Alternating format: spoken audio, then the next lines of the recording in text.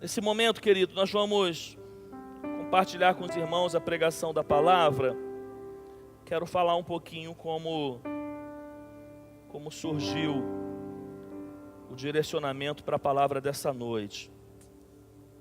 Quinta-feira, eu preguei à igreja em Atos capítulo 17 e usei a referência que o autor do livro de Atos, que é Lucas, faz a uma igreja de uma cidade bem pequena, uma cidade chamada Bereia, onde moravam os bereanos, e que Lucas, ao passar com Paulo, Silas e Timóteo por essa cidade, tendo vindo eles de uma cidade muito grande, que era a cidade de Tessalônica, Lucas faz um comentário sobre os moradores dessa cidade, onde ele diz que os bereanos eram mais nobres do que os tessalonicenses, porque eles recebiam a palavra de Deus com alegria e examinavam as Escrituras continuamente. E no último tópico dessa mensagem eu falei um pouco sobre espiritualidade. E quem estava aqui na quinta-feira vai lembrar que eu disse que espiritualidade, irmãos, não tem a ver com aquilo que nós temos, mas espiritualidade está ligado com aquilo que somos, ou que podemos nos permitir ser transformados por Deus para nos tornarmos. Ou seja, espiritualidade não está ligada àquilo que nós temos, aquilo que possuímos, nem mesmo aquilo que fazemos. A raiz da espiritualidade, ela está aqui dentro, e ela está naquilo que nós somos. Você concorda com essa palavra? Porque eu apliquei isso no último tópico da mensagem, porque eles passam por uma cidade com vários recursos, com muitas facilidades para fazer muitas coisas, mas é lá numa cidadezinha pequena, distante, que eles conhecem um povo que eles chamam de bereanos, e eles falam: esse povo é um povo nobre, porque eles aceitam a palavra com alegria, recebem a palavra com alegria e examinam as Escrituras.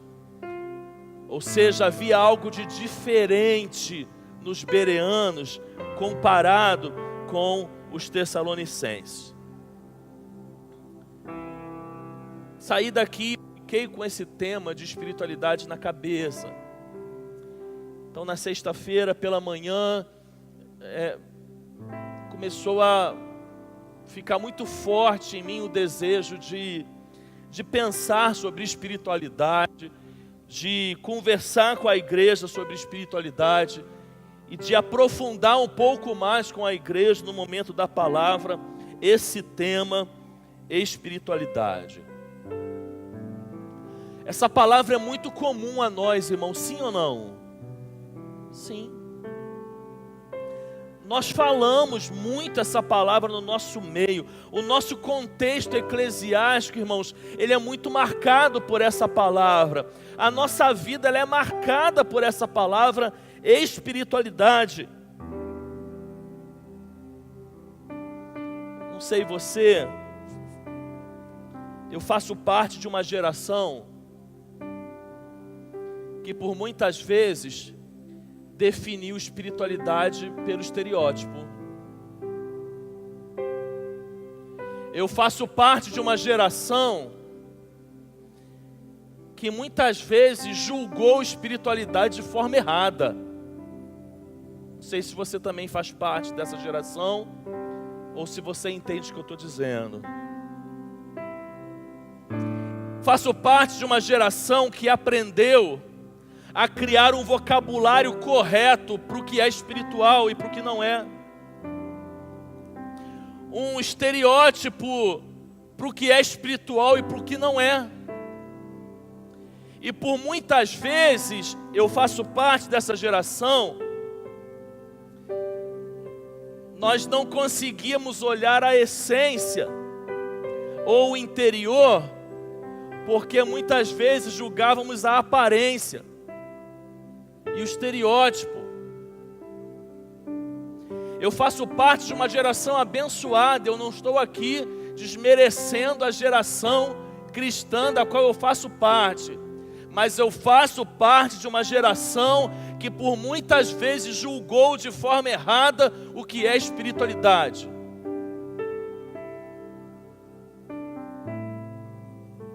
A Bíblia fala muito sobre espiritualidade, a Bíblia nos ensina a vivermos uma vida onde a gente busque aquilo que vem do alto.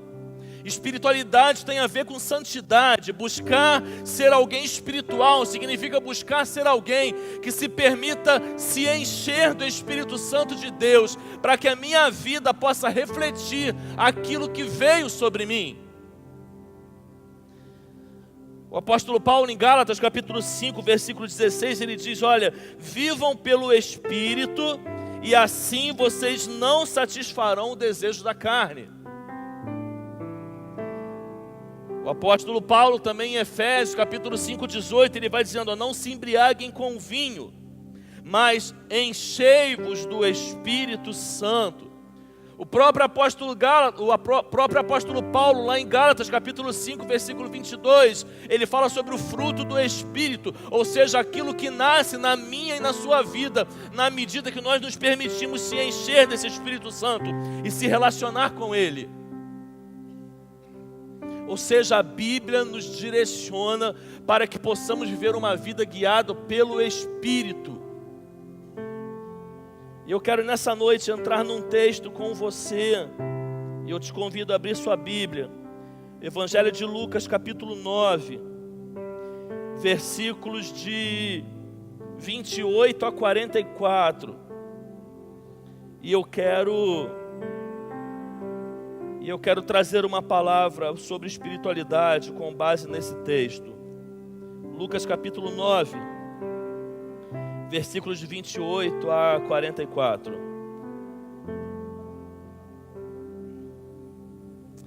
Aproximadamente 8 dias depois de dizer essas coisas, Jesus tomou consigo a Pedro, João e Tiago e subiu ao monte para orar. Tradução NVI, a minha Bíblia. Enquanto orava, a aparência de seu rosto se transformou, e suas roupas ficaram alvas e resplandecentes como o brilho de um relâmpago. Surgiram 2 homens que começaram a conversar com Jesus. Esses eram Moisés e Elias. Eles apareceram em glorioso esplendor e falavam sobre a partida de Jesus que estava para se cumprir em Jerusalém. Pedro e os seus companheiros estavam dominados pelo sono, ou seja, estavam dormindo. Quando eles acordaram subitamente, eles viram a glória de Jesus e os 2 homens que estavam com ele. Quando estes iam se retirando, Pedro disse a Jesus: Mestre, é bom nós estarmos aqui. Façamos 3 tendas, uma para ti, uma para Moisés e uma para Elias. E o evangelista vai dizendo, ele não sabia o que estava dizendo. Enquanto ele estava falando, uma nuvem apareceu e os envolveu. E eles ficaram com medo ao entrarem na nuvem. Dela saiu uma voz que dizia: Este é o meu filho, o escolhido, ouçam-no. Tendo-se ouvido a voz, Jesus ficou só. Os discípulos guardaram isto somente para si. Naqueles dias não contaram a ninguém o que tinham visto. Continuando o texto. No dia seguinte, quando eles desceram do monte, uma grande multidão veio ao encontro dele. Um homem da multidão bradou: Mestre, rogo-te que dês atenção ao meu filho, pois é o único que eu tenho. Um espírito o domina. De repente ele grita, lança-o em convulsões e o faz espumar. Quase nunca o abandona e o está destruindo. Eu roguei aos teus discípulos que o expulsassem, mas eles não conseguiram. Respondeu Jesus: ó geração incrédula e perversa, até quando estarei com vocês e terei que suportá-los? Traga-me aqui o seu filho. Quando o menino vinha vindo, o demônio o lançou por terra em convulsão. Mas Jesus repreendeu o espírito imundo, curou o menino e o entregou de volta a seu pai. E todos ficaram atônitos ante a grandeza de Deus. Estando todos maravilhados com tudo que Jesus fazia, ele disse aos seus discípulos: ouçam atentamente o que vou lhes dizer. O Filho do Homem será traído e entregue nas mãos dos homens, mas eles não entendiam o que isso significava. Era-lhes encoberto para que não o entendesse. E tinham receio de perguntar-lhe a respeito dessa palavra. Quase terminando. Só mais esse pedacinho. Começou uma discussão entre os discípulos acerca do qual deles seria o maior. Jesus, conhecendo os seus pensamentos, tomou uma criança e colocou-a em pé a seu lado. Então lhes disse: quem recebe esta criança em meu nome, está me recebendo. E quem me recebe, está recebendo aquele que me enviou. Pois aquele que entre vós for o menor, este será o maior. Pai, nós oramos ao Senhor, pedimos o teu direcionamento, a tua graça, a tua misericórdia e a unção do teu Santo Espírito para ministrar essa palavra em nossos corações. Oramos assim em nome de Jesus, amém e amém. Esse texto é muito conhecido, irmãos, nós chamamos, ele também é o título que recebe, provavelmente assim está na sua Bíblia, o Monte da Transfiguração. É um episódio sobrenatural que 3 discípulos de Jesus apenas têm o privilégio de visualizar isso, participar desse momento. Esses 3 discípulos são Pedro, Tiago e João. Se você puder ficar com a sua Bíblia aberta, se quiser fazer alguma anotação que você achar interessante, fique à vontade. Mas esses 3 discípulos, eles são privilegiados. Porque, irmãos, vários deles puderam ver Jesus realizando milagres, Jesus curando paralíticos, Jesus curando cegos, fazendo o cego enxergar. Mas esses 3, irmãos, eles tiveram, pensa comigo, o privilégio de ver o sobrenatural da glória de Deus acontecendo diante do Filho de Deus. Quando Jesus vai orar, e ao orar o rosto dele se transfigura, as vestes dele resplandecem, lembra aquela glória lá do Êxodo que acontece com Moisés, que ele desce com o rosto resplandecente, aquela glória do Pai vem sobre o Filho. E ainda aparece Moisés e Elias conversando com Jesus a respeito daquilo que iria acontecer. Embora, irmãos, o evangelista nos narre, na maior parte do texto, o que acontece no monte, ao mesmo tempo acontece algo lá embaixo do monte. Logicamente que o evangelista ele só traz a narrativa quando ele diz que Jesus desce. Então, quando Jesus desce, ele conta o que aconteceu enquanto Jesus estava no alto. Ou seja, essas 2 cenas, elas acontecem ao mesmo tempo. No alto do monte nós temos Jesus e 3 discípulos, onde Jesus sobe para orar. Ali o rosto dele se transfigura, uma luz muito forte vem sobre ele. Ele conversa com Moisés e Elias, e depois vem uma nuvem de glória sobre todos eles. Mas enquanto isso está acontecendo lá em cima, ao mesmo tempo outra coisa está acontecendo lá embaixo. E quem está lá embaixo? Os outros discípulos de Jesus, porque Jesus subiu apenas com 3, uma multidão de pessoas, onde da multidão o evangelista destaca um homem com um filho, e esse filho era endemoniado. Então essas 2 cenas, irmãos, elas estão acontecendo ao mesmo tempo. A glória de Deus acontecendo no alto do monte, e os discípulos dormindo, e lá embaixo, um menino endemoniado, que o demônio fazia ele ter convulsões, fazia a boca dele espumar, E os discípulos estão lá tentando expulsar esse demônio do menino, mas não estão tendo sucesso, não estão conseguindo. Enquanto isso lá no alto acontece com Jesus, isso aqui embaixo acontece com seus discípulos e com a multidão. Pensa comigo. Jesus se agrada dos 3 discípulos que ele leva para o monte? Jesus se agrada desses 3 discípulos? Não. Porque Jesus sobe com eles para que eles pudessem orar. Quando Jesus começa a orar, o que eles fazem? Eles dormem. Lá embaixo está acontecendo essa outra cena. Jesus se agrada dos discípulos que estão lá embaixo? Não. Porque quando ele desce e o pai do menino narra o que aconteceu, Jesus não é nem um pouco simpático com eles. E Jesus diz: ó geração incrédula, até quando eu terei que suportar vocês? Mas quem eram esses irmãos, do qual Jesus não se agrada? Quem eram esses? Os discípulos de Jesus, a equipe que ele escolheu. Como diz a gíria, só os fortes entenderão. Eram os discípulos de Jesus, irmãos, que nós sabemos que não são homens perfeitos, eram falhos assim como nós. Mas não eram qualquer pessoa, eram pessoas que haviam abandonado tudo para seguir a Jesus. Era pessoas, vê se você concorda comigo, que tinham seu coração voltado nas coisas de Jesus.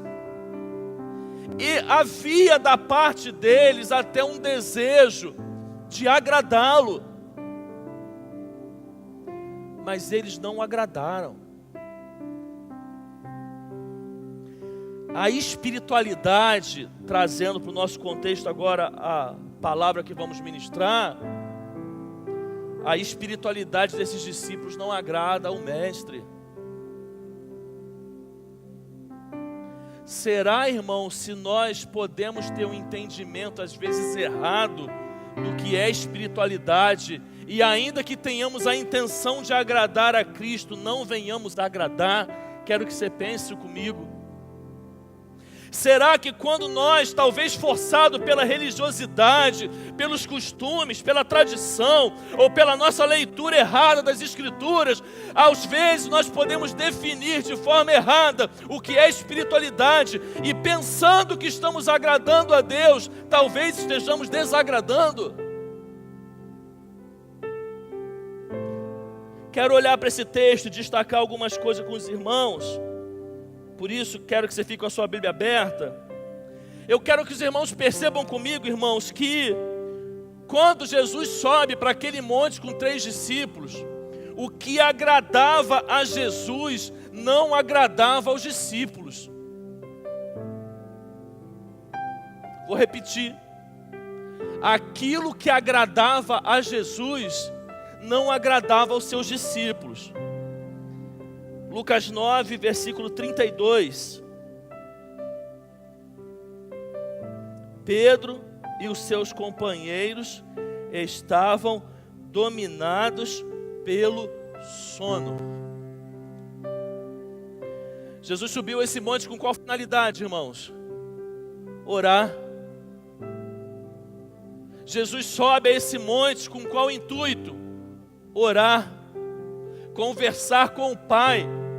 Se colocar diante de Deus, se prostrar, se render diante do Pai. Isso é o que agradava a Jesus, mas não agradava os seus discípulos. Estamos falando de quê, irmãos? De oração. Grave uma coisa. Não é apenas oração, mas não existe espiritualidade sem oração. não é apenas oração, mas não existe espiritualidade sem oração. Eu não sei o que você pensa, o que você traz a respeito de espiritualidade para a sua vida, mas grave uma coisa: não existe espiritualidade sem oração. Embora a espiritualidade ela não possa ser reduzida à oração, queridos, não existe encher-se do Espírito Santo, não tem como ser guiado pelo Espírito Santo, não tem como se encher de Deus se eu não tenho na minha vida a prática da oração. Falei da geração que eu faço parte, que talvez alguns aqui possam não fazer, talvez pelo tempo de vida cristã que tenham, que seja pouco. Mas vou dizer uma outra coisa, relacionada, muito presente agora na geração de hoje. Nós somos a geração atual que menos ora. Nós somos a geração dos discípulos de Jesus que menos ora. A igreja de hoje, a igreja brasileira de hoje, faz parte da geração que menos ora. Não existe sobrenatural da parte de Deus, não existe poder da parte de Deus, não existe espiritualidade que venha de Deus se a minha prática com Deus não começa a partir da oração. Você deseja vencer os desejos da carne? Você deseja ter uma vida que agrada a Deus? Você deseja ser alguém que espiritualmente consiga ser guiado pelo Espírito Santo de Deus? Você não consegue isso se você não iniciar isso através da oração. Irmãos, precisa haver um link entre nós e Jesus, para que aquilo que agrada a Ele agrade também a nós. Aqui no caso era oração, mas agora eu falo de algo mais do que isso, irmãos. Eu falo em agradar-se daquilo que agrada a Jesus. Jesus estava ali orando, ele estava focado em falar com o Pai, ele estava com o coração desejoso em se ajoelhar diante do Pai. Naquele momento nada mais importava, mas aquilo que agradava a ele, não agradava os seus discípulos. A igreja que não se agrada daquilo que agrada a Jesus, não vive uma espiritualidade, ou vive uma pseudo-espiritualidade. O crente que deseja viver uma espiritualidade verdadeira, ele precisa se agradar daquilo que agrada a Jesus. Se agrada a Jesus, precisa agradar a mim. Não pode ser diferente. O que desagrada a Deus tem que desagradar a mim. O que agrada a Ele precisa agradar a mim. E a palavra de Deus vai nos dizendo que aquele, por exemplo, que se constitui amigo do mundo, constitui-se inimigo de Deus. Quer viver uma espiritualidade verdadeira? Você precisa se agradar daquilo que agrada a Jesus.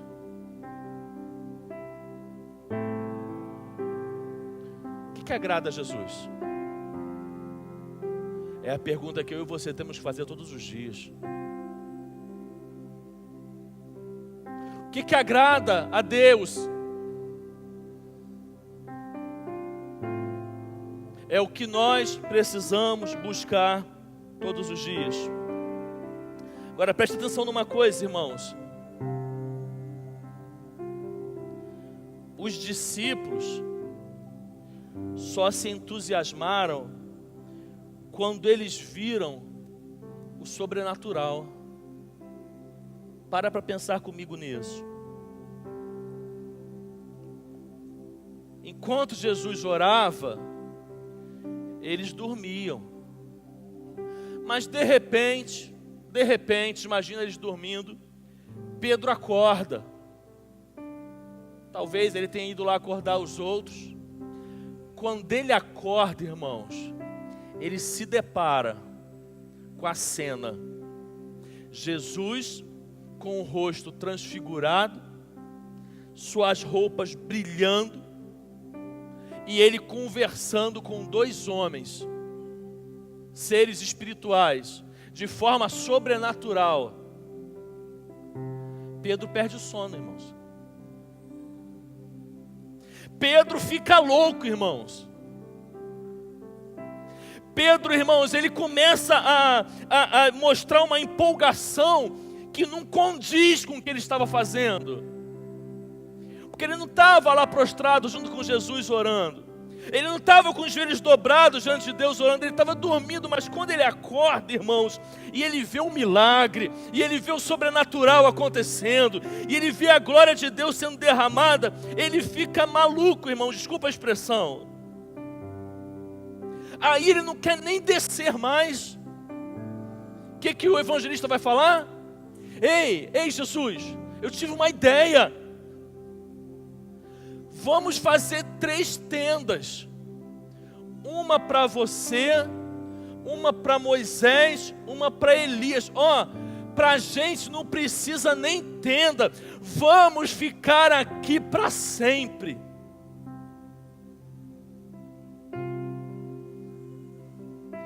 Você sabe que espiritualidade é essa?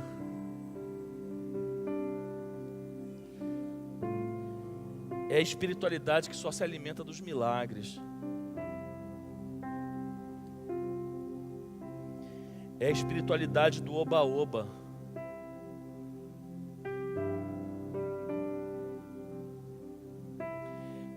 De que não quer nada com oração, mas está doido para ver o milagre.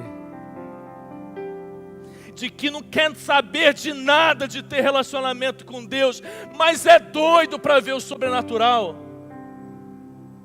Está entendendo o que eu estou dizendo? Está tendo discernimento para entender o que eu estou dizendo? É a espiritualidade que passa a semana inteira sem se relacionar com Deus, mas quando chega na celebração, ela quer ver o sobrenatural, ela quer ver as coisas acontecerem, ela quer ver o derramar da glória de Deus, mas ela não ora. Ela não tem oração, mas ela quer milagre. Ela não tem rendição, mas ela quer ver o poder. Irmãos, enxergar milagres não aumenta a sua espiritualidade. A geração da Bíblia que mais viu milagres foi a geração mais incrédula que existiu.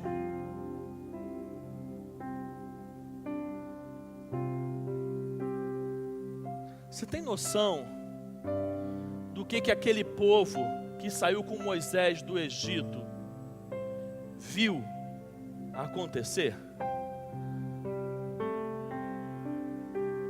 Não tinha comida, de forma sobrenatural e milagrosa, Deus mandava comida. Não tinha água, no deserto, Deus concedia água.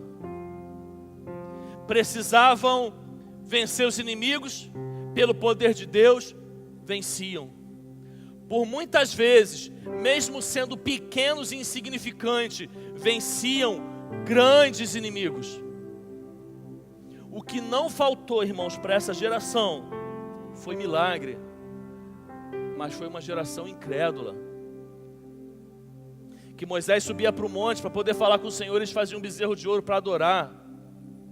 Que quando estavam no Egito, que quando estavam no deserto, olhavam para trás e falavam que queria voltar para o Egito, porque lá era melhor do que estar debaixo do direcionamento de Deus e vendo os milagres de Deus acontecendo. Cuidado, meu irmão, minha irmã, para que você e eu também não façamos parte da geração que quer ver o milagre de Deus, que quer ver o sobrenatural de Deus, que quer experimentar a glória de Deus, mas não quer nada com Deus.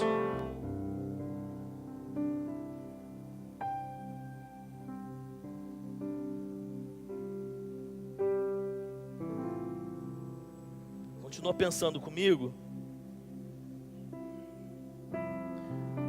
Por eles estarem tão fascinados pelo milagre, eles não conseguiram discernir o que é adoração.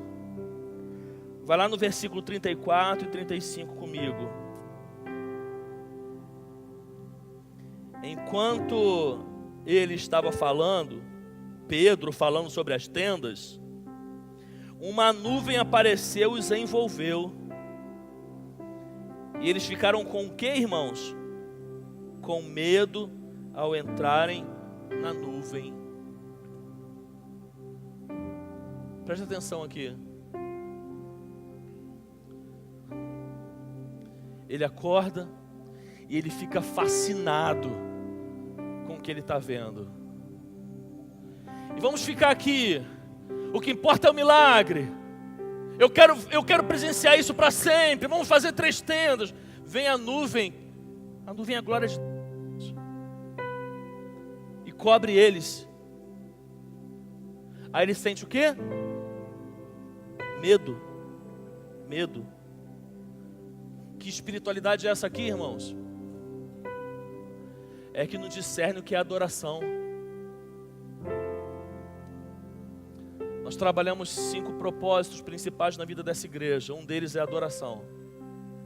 A primeira estação, o primeiro propósito que nós vamos trabalhar com a igreja, ministrar a igreja a partir do dia 17 de março, é o propósito da adoração. Nós vamos falar muitas coisas sobre adoração. E entenda uma coisa, irmãos, e que se for preciso, você sai daqui com a sua mente mudada em relação a isso. Eu e você precisamos discernir e entender o que é adoração de verdade. Senão a gente pode se perder na nossa espiritualidade, por não sabermos o que é adoração.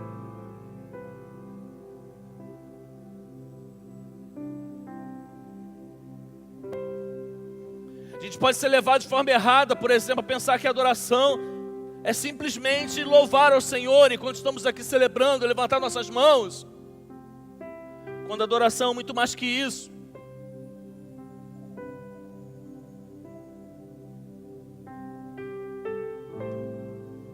Citei aqui na quinta-feira o texto da mulher samaritana, lá em João capítulo 4, você não precisa abrir sua Bíblia.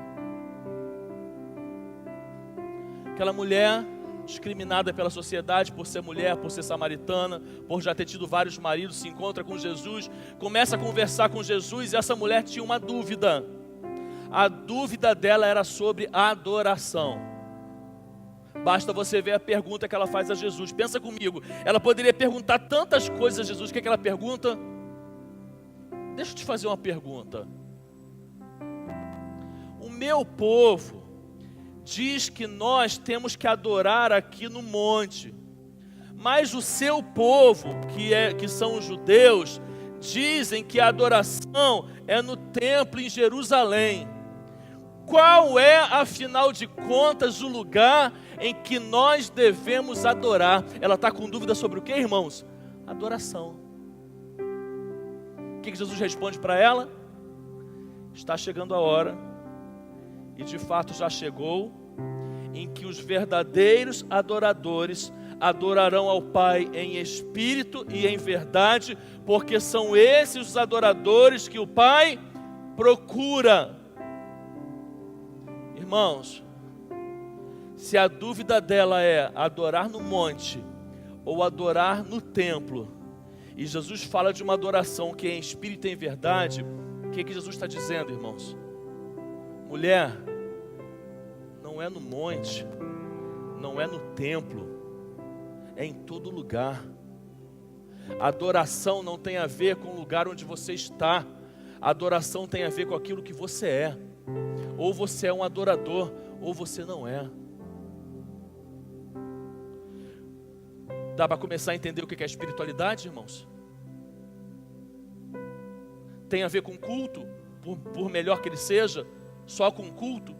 Tem a ver com estar aqui, só estar aqui, irmãos? Não, não. Tem a ver com adoração, tem a ver com aquilo que eu sou. Adorar em espírito e em verdade é adorar desde o momento que eu acordo, que eu abro meus olhos e eu tenho vida. E por ter vida eu já posso agradecer a Deus, por perceber que tem misericórdia dele derramado na minha vida, e eu posso passar o dia inteiro adorando a Ele, porque a adoração precisa estar inserida no meu ser. A adoração não é aquilo que eu faço, a adoração é aquilo que eu sou.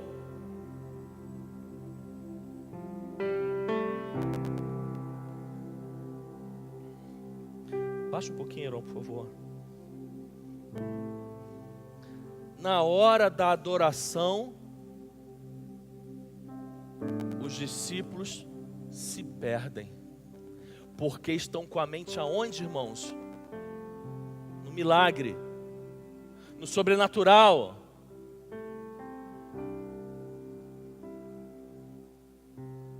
Quero compartilhar uma coisa aqui. Vou ser muito sincero, quero que os irmãos entendam. Às vezes é normal, irmãos, a gente se entregar mais no momento de culto. E a gente vê que a igreja está mais envolvida no ambiente, no espírito de adoração. Às vezes ela está menos envolvida. Mas domingo passado, irmãos, à noite, eu me assustei com o que eu vi aqui.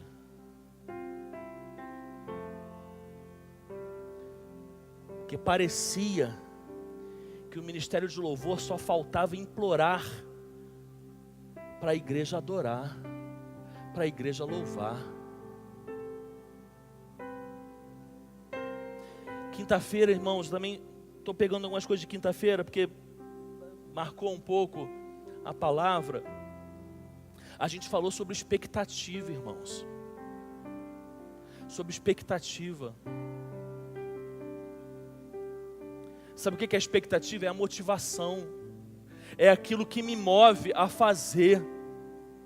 É o que precisa estar em você ao te conduzir para cá.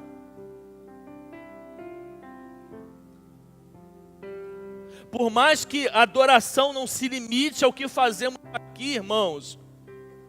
Eu não sei você, eu tô abrindo o coração, eu entro em crise. Quando eu vejo alguns crentes, irmãos, que não conseguem abrir a boca para louvar ao Deus que Ele diz que Ele é adorador. Eu entro em crise, irmãos, quando eu vejo pessoas, salvo algumas exceções, que realmente não têm condições, que não suportam ficar 3 músicas em pé, louvando a Deus. Se você gosta de futebol, você vai no estádio, às vezes você fica 2 horas em pé, se for necessário. Você vai para uma fila de banco, uma loteria, às vezes você fica quanto tempo for necessário em pé. Às vezes a pessoa vem para a igreja, irmãos, e parece que tem um peso de 300 quilos nas costas dela, que ela não consegue louvar.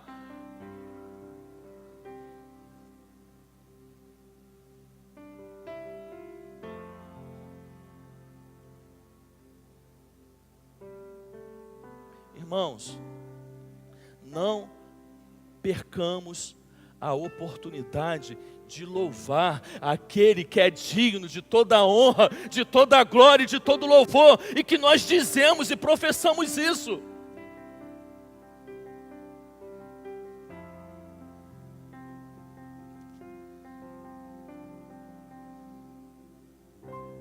Os discípulos, irmãos, não discerniram sua missão. Você pode ir lá no versículo 33.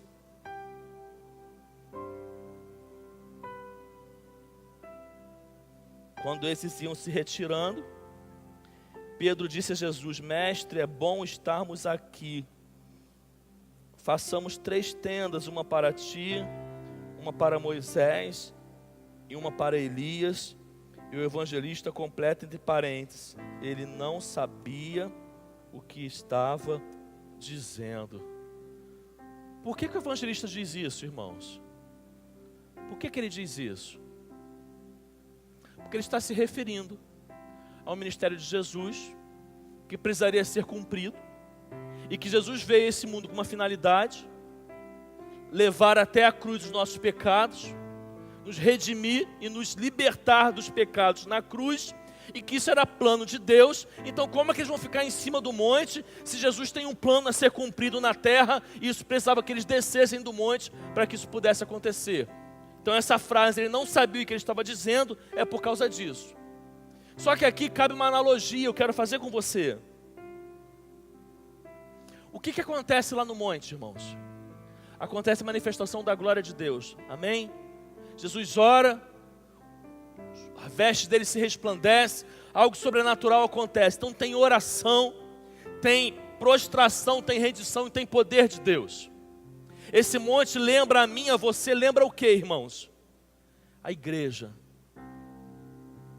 Onde nós nos reunimos, nos ajuntamos para entregar nosso louvor e a nossa adoração a Ele, na expectativa também que a glória, que o poder dele desça sobre nós. Que espiritualidade é essa aqui, irmãos? É a espiritualidade que não entende a sua missão. Por quê? É bom estar aqui? Realmente isso é verdade para você? É bom estar aqui? Amém? Nosso lugar é aqui? Só aqui?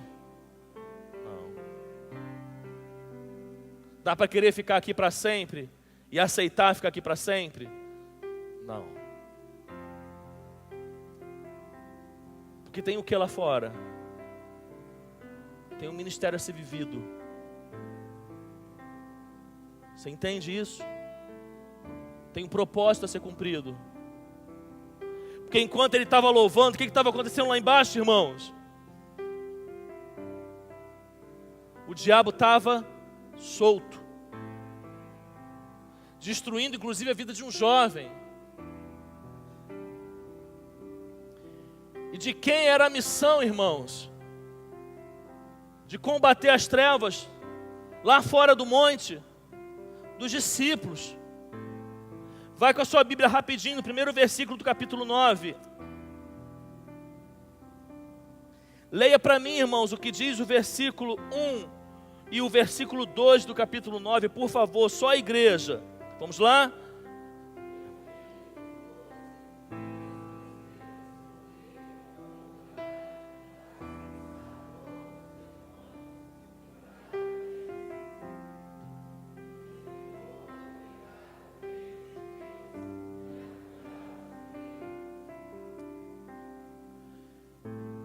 Nós precisamos de uma espiritualidade que nos faça discernir o que é a igreja. Porque muitas vezes, irmãos, a gente tem vivido a espiritualidade que quer ser igreja só dentro do templo.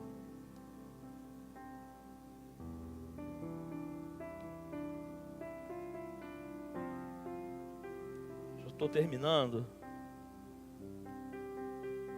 Eu percebo aqui, irmãos, que os discípulos desceram do monte tão vazios quanto subiram. Vê se você concorda.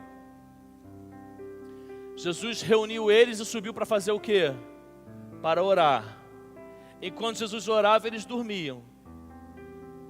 O sobrenatural acontece, a glória de Deus se manifesta. Eles acordam, ficam focados no milagre, perdem a oportunidade de adoração, não entendem a sua missão, que é construir tenda para ficar lá para sempre. Acaba o culto, termina o momento do culto, ele tem que descer. Ele desceu tão vazio quanto subiu. Concorda, irmãos? Não aproveitou nada. E olha que foi oculto. Oculto, irmãos. Aquele culto que você não tem o que dizer nada a respeito dele que seja crítico.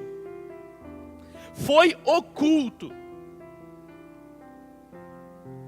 E eles conseguiram descer tão vazio quanto subiram.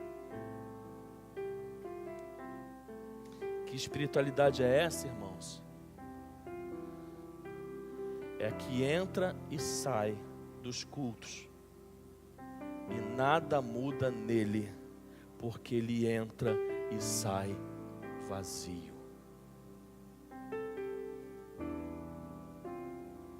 Porque não está conseguindo compreender o que é espiritualidade. Grave uma frase: quem sobe ao monte sem expectativa, desce vazio. Quando você vem para o culto, vem para o ajuntamento, vem para a celebração, sem expectativa, você sai vazio. Para terminar, lá embaixo, quando Jesus desce, os discípulos não tinham poder. Lá embaixo, os discípulos não tinham poder. Quero que você volte comigo no versículo 1 do capítulo 9, só para a gente reforçar o que Jesus havia dito para eles. Reunindo os 12, Jesus deu-lhes poder e autoridade para expulsar todos os demônios e curar doenças, e os enviou a pregar o reino de Deus e a curar os enfermos. Pouco tempo antes disso acontecer, Jesus reúne os 12 e em nome dele lhes concede poder e autoridade. Quando eles chegam lá embaixo, eles se deparam com um rapaz endemoniado. O que lhes falta? Poder. Por quê, irmãos? Por quê? Porque o erro dos de cima foi o erro dos de baixo. Falta de oração. Quero que você vá comigo rapidinho, pega a sua Bíblia aí, vai um livro antes, vai lá em Marcos capítulo 9, 29. Marcos capítulo 9, versículo 29 é a mesma narrativa, só que agora sendo feita por Marcos e não por Lucas. E olha o que a narrativa de Marcos coloca como acréscimo nesse texto. Eles, ao questionarem Jesus, diz Jesus no versículo 29, ele respondeu: essa espécie só sai pela oração e pelo jejum. Por que os discípulos lá de baixo não têm poder, irmãos? Porque eles estão igual os de cima, não tem oração.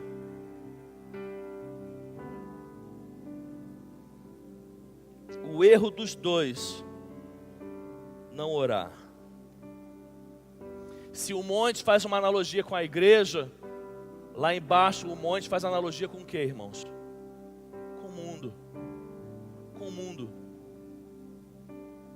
E que nós que somos discípulos de Jesus, para termos poder no mundo, precisamos ter a prática da oração, que Jesus se dedicou e os seus discípulos abandonaram. Para terminar essa palavra que estamos falando sobre espiritualidade, quero perguntar a você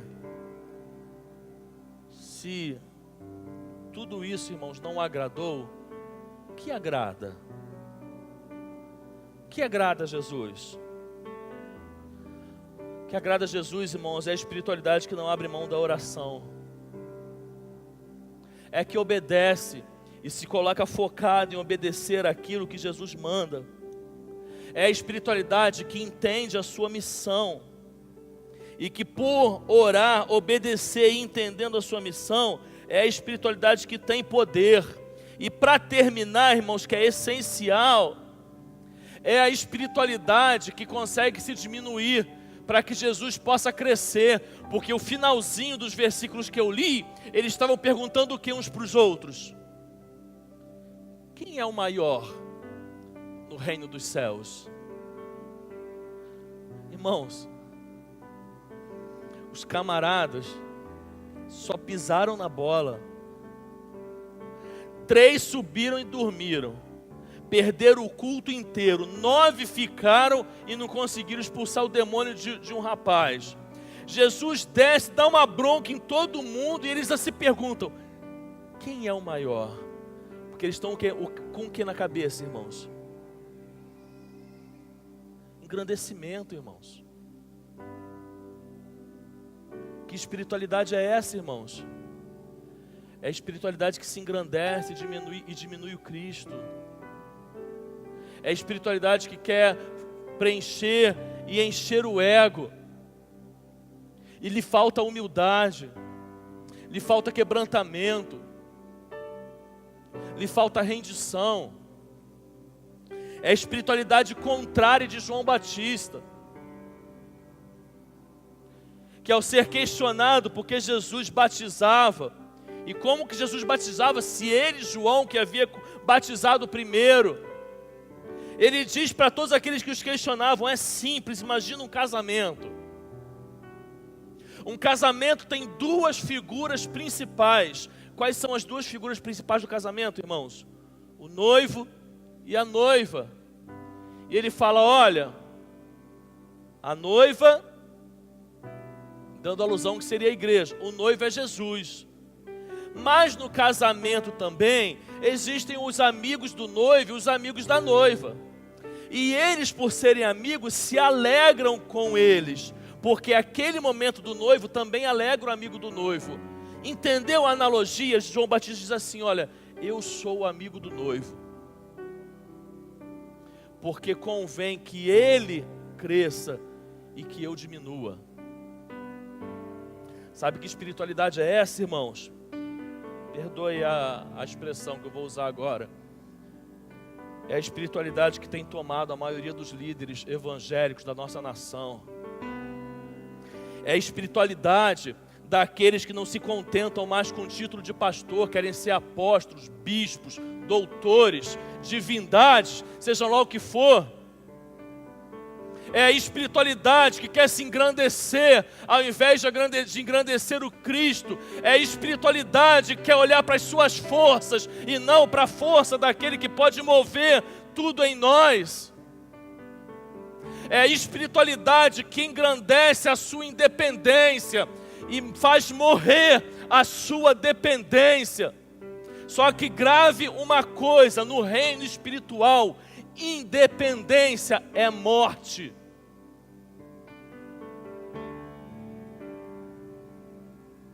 Você não sobrevive no reino espiritual com independência. Você só sobrevive com dependência. Todos os dias eu dependo dele, eu dependo dele, eu não faço nada sem ele, tudo é por ele, todas as coisas são feitas para eles, e sem ele, nada do que foi feito se fez, porque tudo é por ele e tudo é para ele. Eu sou dependente dele, eu sou pequeno, eu preciso dele. É essa espiritualidade que nós precisamos.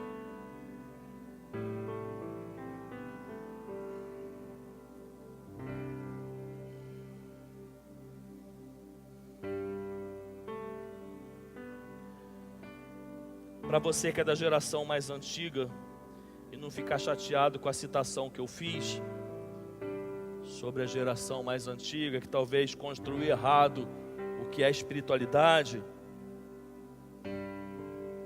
a geração desse tempo muitas vezes parece que não quer nada com espiritualidade, e ela não se dá nem o trabalho de analisar, seja de forma certa ou de forma errada, porque muitas vezes a geração de hoje tem sido uma geração mundana e de escândalo para o povo cristão.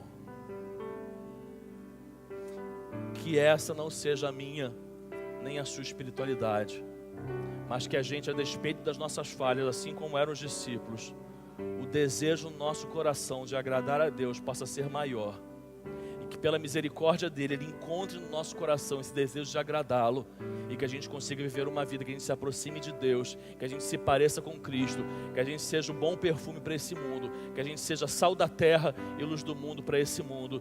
Que Deus te abençoe, que Deus nos abençoe. Vamos louvar o Senhor.